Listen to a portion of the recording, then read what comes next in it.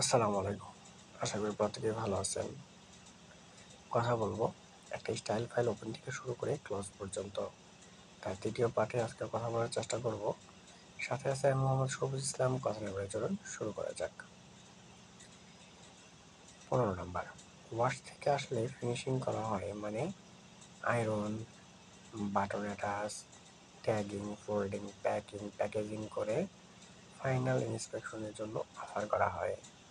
Inception pass হলে system system অনুপাতে বা শিপিং সার্টিফিকেট নিয়ে গুডস ডেলিভারি করা হয়। শিপমেন্ট ফলো আপ করতে হয় এবং বায়ারের কাছে শিপমেন্ট ডকুমেন্ট পাঠাতে হয়। পেমেন্টের জন্য পেমেন্ট পেলে ফাইল ক্লোজ করা হয় এবং পরবর্তী রেফারেন্সের জন্য সেইভাবে পেপারস সংরক্ষণ করা হয়। মূল বিষয় হচ্ছে যে একদম একটা ওয়ার্ডারের শুরু থেকে একদম শেষ পর্যন্ত বাইরের কাছে পাঠানো পর্যন্ত যে কাজ কমপ্লিট করা হয় সেগুলো একটা স্টাইল ফাইল ওপেন থেকে শুরু করে ক্লোজ পর্যন্ত।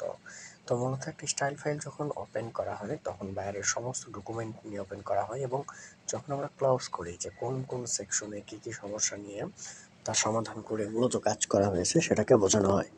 তো একটি স্টাইল স্টার্ট করার সময় অনেক ধরনের সমস্যা হতে পারে।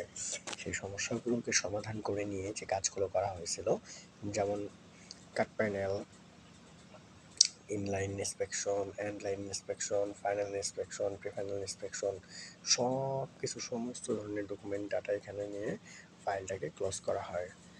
তো আশা করি আপনি বুঝে গেছেন। যদি কোনো কমেন্টস থাকে তাহলে অবশ্যই কমেন্টস বক্সে করে যাবেন এবং আমরা প্রত্যেকটা কমেন্টসের উত্তর দেওয়ার চেষ্টা করবো। আপনি যদি কোনো বিষয় না জানেন তাহলে অবশ্যই কমেন্টস করে যাবেন, আমরা উত্তর দেওয়ার চেষ্টা করব। অসংখ্য ধন্যবাদ সম্পূর্ণ ভিডিওটা মনোযোগ সহকারে দেখার জন্য। পরবর্তী কোনো ভিডিওতে আবারও দেখা হবে।